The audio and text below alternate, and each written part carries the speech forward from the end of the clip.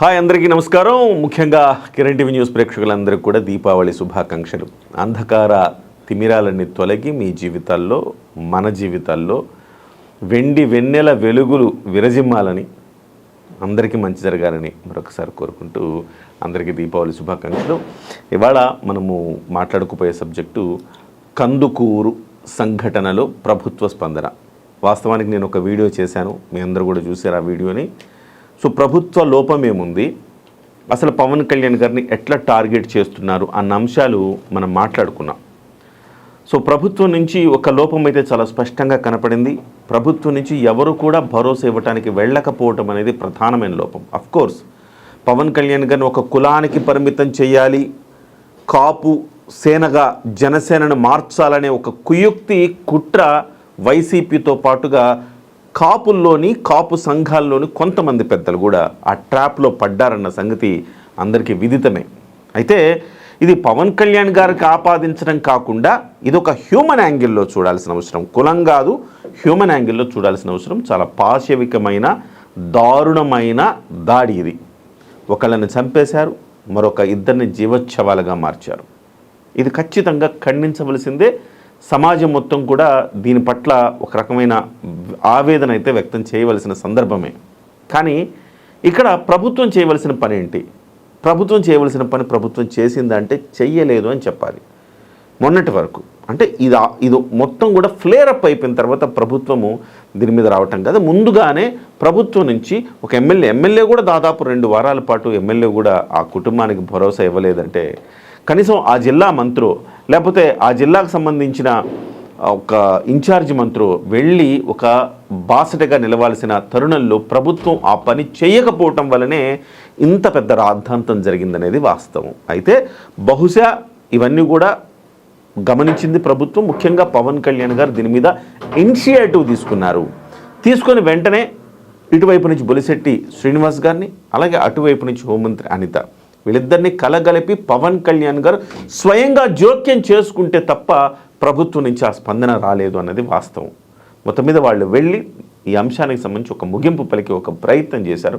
ఆ కుటుంబానికి భరోసాగా ఉంటామని చెప్పారు. రైట్, ఈ అంశం మీద మనం మాట్లాడదాం. మనతో పాటుగా ప్రముఖ రాజకీయ విశ్లేషకులు చందు శ్రీనివాస్ గారు ఉన్నారు. సార్ నమస్కారం. సార్ మీకు కూడా దీపావళి శుభాకాంక్షలు. కొంచెం ఉపోద్ఘాతం ఎక్కువైంది, మన్నించాలి. అంటే ఉన్న విషయాన్నంతా కూడా మనం విశదీకరించి చెప్పాలి కదా. సో ఈ అంశాన్ని మీరు ఎట్లా చూస్తున్నారు? ప్రభుత్వం ఇప్పటికైనా స్పందించి ఒక మంచి పని చేసిందన్న భావనలోకి వస్తున్నారా? ఇంకేదైనా చేయవలసిన అవసరం ఉందా? డెఫినెట్గా కిరణ్ గారు, మనం కూడా ఎన్నో సంవత్సరాల నుంచి చూస్తాం సమకాలీన రాజకీయాలు, తీరుతెన్నులు, ఆయా ప్రభుత్వాలు, పాలకుల యొక్క వ్యవహారం అన్ని మనం చూస్తా ఉన్నాం దగ్గర. ముందుగా ఉపోద్ఘాతం మీరు ఎక్కువ చెప్పారనే కాదు, మనుషులకు అందరికి అర్థం అవ్వాలి కాబట్టి మీరు చెప్పేంతకాలం చెప్పిన తర్వాత మాకు అవకాశం ఇస్తేనే మేము మాట్లాడాలి. ఏదైనా కానీ ముందుగా దీపావళి శుభాకాంక్షలు చెప్తూ, ఒకటి సరైన సమయంలో సరైన నిర్ణయం తీసుకోవాలి. ఎవరైనా కానీ, ప్రభుత్వాలైనా, పరిశ్రమలైనా, పెద్ద పెద్ద వ్యాపారవేత్తలైనా దాటిన తర్వాత సమయం దాటిపోతే దాన్ని 1, 2, 3 ప్లస్ మైనస్లే అవుతాయి తప్పితే త్వరితగత నిర్ణయాలు తీసుకున్నాం. ఇన్సిడెంట్ జరిగినప్పుడు ఈ కందుకూరు ఇన్సిడెంట్లో మనకి ఏం కనపడుతుందంటే, ప్రభుత్వం మీరన్న మాటలో నేను పూర్తిగా ఏకీవిస్తున్నాను. ఇమ్మీడియట్గా ఇంత యంత్రాంగం ఉండి, అక్కడ ఇన్ఛార్జ్ మంత్రులు ఉండి, అక్కడ కన్సల్ట్ ఎమ్మెల్యే ఉండి, ఇన్సిడెంట్ పాశవికంగా, ఇదేమో ప్రజాస్వామ్యంలో ఉన్నాం, అటవిక రాజ్యం కాదు, అన్ని శాఖలు ఉన్నాయి. ఒక వ్యక్తిని దారుణంగా చంపేసి మీరు అన్నట్టు ఇంకో 2 తమ్ముళ్ళని జీవోత్సవాలుగా మారితే వాళ్ళ ఇంట్లో వాళ్ళ కుటుంబం పరిస్థితి ఏంటి ఆలోచించుకోవాలి. ఏ పార్టీ ఏంటి అనేది కాదు. ఇక్కడ పక్కన ఒక మాట చెప్పండి చంద్ర శ్రీనివాస్ గారు, ఎందుకు ప్రభుత్వం వెంటనే స్పందించలేకపోయింది? కారణం ఏంటి? సో చలి కాచుకునే ప్రయత్నం చేసేంత వరకు, అంటే ఈ మొత్తం వ్యవహారాన్ని తమకు అనుకూలంగా మలుచుకోవాలని వైసీపీ ప్రయత్నం చేయటము, సో అందులో కొంతమంది కాపు పెద్దలు అనబడే వాళ్లకు ఒక పావులుగా ఉపయోగపడ్డము, ఇవన్నీ జరిగినాయి కదా. ఎందుకు ప్రభుత్వం దీని మీద ఇమ్మీడియట్గా యాక్షన్ తీసుకోలేకపోయింది? అది ఫెయిల్యూరా కాదా? 100% ఫెయిల్యూర్. ఆ మొదటి రోజే లేకపోతే జరిగిన మొదటి 2-3 రోజుల్లో జోక్యం చేసుకుని ఉంటే వీళ్ళందరికీ ఛాన్స్ ఇచ్చినట్టు కాదు కదా. అంతే కదండి. ఇక్కడ ఎంత స్థాయికి వెళ్ళిందంటే చంద్ర శ్రీనివాస్ గారు, చివరికి కందుకూరులో కాపు సంఘాలు మీటింగ్ పెట్టి ఇది కుల హత్య కాదు అని చెప్పాల్సినంత పరిస్థితికి, అంటే ఒక డిఫెన్స్ మెకానిజం వాడాల్సిన స్థితికి వెళ్ళిపోయిందంటే ప్రభుత్వం ఎక్కడో ఈ విషయంలో స్పందించాల్సినంత వేగంగా, అంటే స్పర్శ జ్ఞానం సరిగ్గా స్పర్శ సరిగా తగలలేదేమో, వీళ్ళందరూ ప్రెషర్ పెట్టేంత వరకు వేచి చూడాల్సిన ఆవశ్యకత ఎందుకు వచ్చింది, ఎక్కడ ఫెయిల్యూర్ అయింది? ఇక్కడ దీనికి ప్రధానమైన కారణం ఫస్ట్ మనం చూసుకుంటే ఎమ్మెల్యే పర్ఫెక్ట్. ఆ ఎమ్మెల్యేకి ఆ బాధ్యత ఉంటుంది. ఎవరు చేశారు ఇక్కడ ఏంటి, ఎమ్మెల్యే సమాజ వర్గం వ్యక్తిని సేవ్ చేయాలని తలంపున్నా ఏదున్నా కానీ ఇన్సిడెంట్ జరిగినప్పుడు న్యాయ విచారణ చేసి ఎవరైనా దోషులు శిక్షించామని ఆ పార్టీ అయినా నా మనిషి అయినా ఆ మాట చెబితే ఈ పరిస్థితి వచ్చేది. 2 వారాల దాకా నువ్వు వెళ్లకుండా ఉన్నావంటే ఇక నీ నియోజకవర్గానికి నువ్వు చేయనప్పుడు ఇంకా ఏం సమాధానం చెప్తావు? నేను ఎంతో నమ్మకంతో నీకు ఎమ్మెల్యే చేసింది చంద్రబాబు నాయుడు గారు. అక్కడ రాంగ్ ఫీడింగ్ ఇది ఏముందండి, ఇది యాక్షన్ లే అని చెప్పి ఆయన ఇచ్చి ఉండొచ్చు, ఇది పెద్దది అవ్వదు ఇంతటితో సద్దు మరిగింది అనే భావనలో ఆయన పూర్తిగా దీన్ని తక్కువగా అంచనా వేశాడు ఎమ్మెల్యే గారు. Perfect, correct. అదొకటి ప్రధానమైన కారణం. 2 పాలనా యంత్రాంగం. అది ప్రకాశం జిల్లా పరిధి, అటు నెల్లూరు జిల్లా ఉంది. పూర్వపు ప్రకాశం జిల్లా ఇప్పుడు బాపట్ల జిల్లా అయింది కొంత భాగం, ఇప్పుడు కందుకూరు నెల్లూరు అక్కడ ఉన్నాయి కదా. 2 జిల్లాల పాలకవర్గాలు ఉన్నాయి కదా, కలెక్టర్లు ఉంటారు కదా, ఎస్పీలు ఉంటారు కదా. ఇంత ఇన్సిడెంట్ జరిగినప్పుడు ఇది కులాల కుమ్ములాటలో ఇప్పుడు ఎవరు అనుకున్నా కాదనుకున్నా ఇప్పుడు కాపులు నిర్ణయాత్మక శక్తిగా ఈ కూటమి గెలుపులో కీలకమైన పాత్ర వహించారా లేదా అనేది ఉంటుంది. అదే వస్తుంది ఇక్కడ. ఇప్పుడు ఆమంచి కృష్ణమోహన్ చెప్పిన మొన్న వెళ్ళి స్వాములు కృష్ణమోహన్ కూడా వెళ్ళాడు, స్వాముల తర్వాత ఆమంచి కృష్ణమోహన్ వెళ్ళాడు, తోట త్రిమూర్తులు వెళ్ళాడు. వీళ్ళు చెప్పిన ఏమన్నారు, 90% మీ జనసేనకి వేసారు కాపులంతా అంటారు. మరి అక్కడ ఒక వ్యక్తి చనిపోయింది, కాపు వ్యక్తి అన్నప్పుడు నిర్ణయాత్మక శక్తిగా రాజకీయాలు ప్రేరేపించే విధంగా ప్రభావితం చేసే గెలిపోటముల చేతిలో ఉన్న కాపు తెలగ బలిజలు కావచ్చు ఉన్నప్పుడు ఆ వ్యక్తి చనిపోయినప్పుడు ఇంత లైట్ గా తీసుకోవటం అంతరం ఏంటి? అరెస్ట్ చేసాం, లోపల పంపించామని అంటాం. ఒక వ్యక్తి ఇక్కడ ఒక సంఘటన మీకు గుర్తు చేయాలనుకుంటున్నా. వైసీపీ అధికారంలో ఉన్నప్పుడు అనంతబాబు ఒక వ్యక్తిని చంపేస్తే తీవ్రమైన ప్రభావం చూపించింది ఆ పార్టీ పట్ల.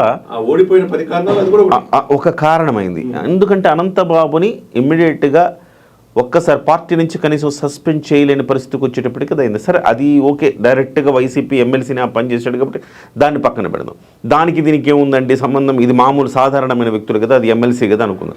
సరే, సాధారణ వ్యక్తులు ఒక గౌడ కులానికి సంబంధించిన ఒక పిల్లవాడిని బాపట్లలో తగలబెట్టేస్తే దాని మీద ఎంత రాద్ధాంతం జరిగిందండి.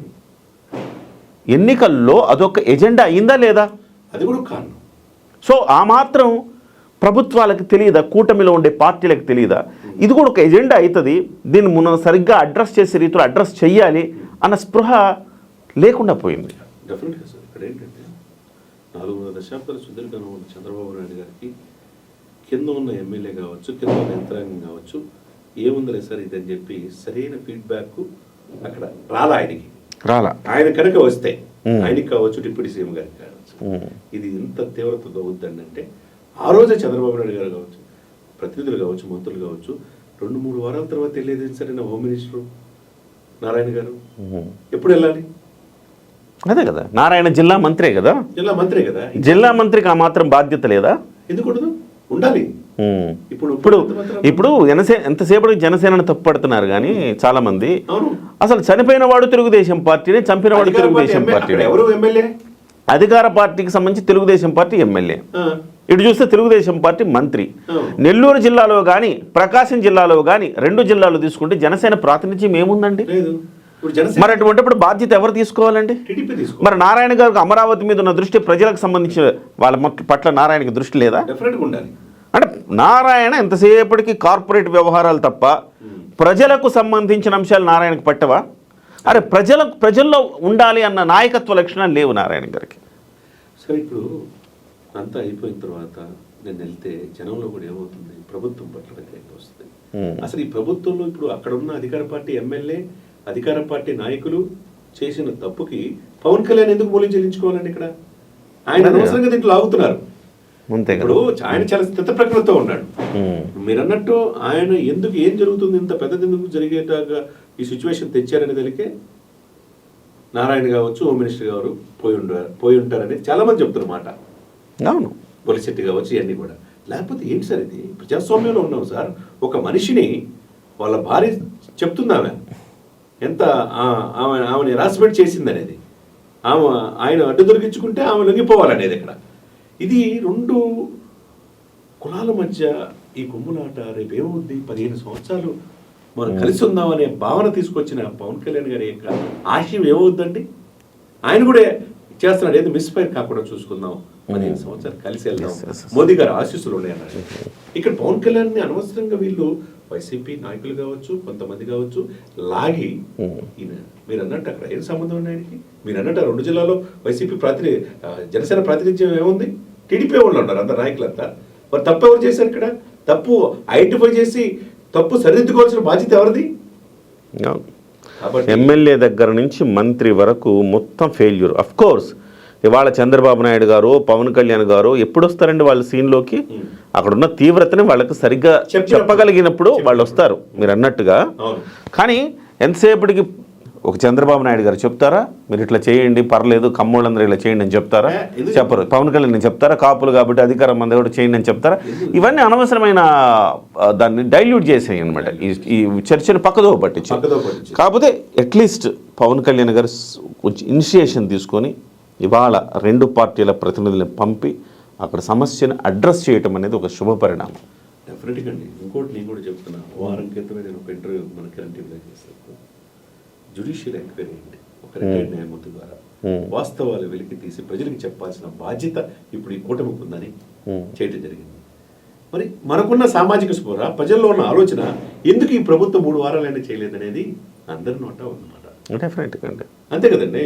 ఇప్పుడు తప్పు జరిగినప్పుడు రెక్టిఫై చేసుకోవాలా? కమ్యూనికేషన్ గ్యాప్ వస్తే ఏమవుద్ది? అవతరాలకి అస్త్రం అందించినట్టేగా. ఇప్పుడు అంబటి రాంబాబు ఏమంటున్నాడు? ఆమె సోమన్ ఏమంటున్నారు? ఆమె కృష్ణమోహన్ ఏమంటున్నాడు? తోట త్రిమూర్తులు ఏమంటున్నారు? ఏం జరుగుతుంది? పవన్ కళ్యాణ్ గారు మంచి వ్యక్తి అంటున్నాడు మళ్ళీ త్రిమూర్తులు గారు. ఆయన కనుక ఇది తెలిసి ఉంటే వాళ్ళని ఇక్కడ రావటం కానీ వాళ్ళని పిలిపించుకొని కానీ మాట్లాడమని చెప్పేసి ఆయన అన్నాడు. ఇక్కడ ఎవరు తప్పు? ఇక్కడ ప్రతిదానికి పవన్ కళ్యాణ్ అంటే ఎట్లా సార్? నెంబర్ 1 ఇందులో నెంబర్ 1 ప్రభుత్వ ఫెయిల్యూర్లో నెంబర్ 1 కారణం ఎమ్మెల్యే. నెంబర్ 2 తెలుగుదేశం పార్టీ యంత్రాంగం, అంటే ఆ జిల్లా యంత్రాంగం మంత్రి సహా. నెంబర్ 3 జనసేన పార్టీకి సంబంధించిన యంత్రాంగం, ఆ 2 జిల్లాల నుంచి ఇక్కడ కేంద్ర కార్యాలయం వరకు సరైన సమాచారాన్ని నాయకుడికి అధినేతకి ఇవ్వకపోవటం. ఇక్కడ ఈ ముగ్గురు ఈ 3 వ్యవస్థలు ఫెయిల్ అయినాయి. 3 వ్యక్తులు వ్యవస్థలు ఫెయిల్ అయినాయి. సో చివరికి ఇది బాగా హీట్ ఎక్కేసరికి చివరికి పవన్ కళ్యాణ్ గారు స్వయంగా జోక్యం చేసుకోవాల్సి వచ్చింది. అంటే ఆ స్థాయికి ప్రతిదానికి పవన్ కళ్యాణ్ గారు జోక్యం చేసుకోవాలనేది కూడా సరైన పద్ధతి కాదు కదా. Yes sir, right sir, thank you very much Chandra Srinivas garu. మొత్తం మీద అయితే ఒక ముగింపు దశకైతే దీన్ని తీసుకొచ్చారు. ఖచ్చితంగా ఆ కుటుంబానికి న్యాయం జరగాలి. సో న్యాయం జరగడం కాదు, జరిగినట్టుగా కూడా కనపడడం కూడా అవసరమే సమాజంలో. సో ఆ అమ్మాయికి ఏదో కంటి తుడుపు చర్యగా ఏదో ఇచ్చేస్తా 10,000 రూపాయలకి అవుట్ సోర్సింగ్ ఉద్యోగం ఇచ్చేస్తా, ఇలాంటి కళ్ళబుల్లి కబుర్లు మానేయాలి ఇంటూరు నాగేశ్వరరావు ఎమ్మెల్యే. సో సరైన జాగ్రత్తలు తీసుకుని వాళ్ళ జీవితానికి ఆర్థిక భరోసా, సామాజిక భద్రత కల్పించాల్సిన బాధ్యత ఇంటూరి నాగేశ్వరరావు మీద ఉన్నది. లేదంటే రెండోసారి మళ్ళీ ఇంటూరి నాగేశ్వరరావు అసెంబ్లీలో అడుగుపెట్టే పరిస్థితి అయితే కనబడట్లా. కాబట్టి ఇవన్నీ కూడా ఆ ఒక్క నియోజకవర్గమే కాదు, మొత్తం అన్ని నియోజకవర్గాల మీద కూడా ప్రభావం చూపే అంశం ఇలాంటివి. కాబట్టి జాగ్రత్తగా దీన్ని డీల్ చేసి సో శిక్షలు ఎవరైతే దుర్మార్గమైన వ్యవహారం నడిపారో వాళ్ళకి కఠిన శిక్షలు యాజ్ ఎర్లీ యాజ్ పాసిబుల్ పడేలాగా కూడా చూడవలసిన బాధ్యత కూడా ప్రభుత్వ యంత్రాంగం మీద ఉంది. నమస్కారం.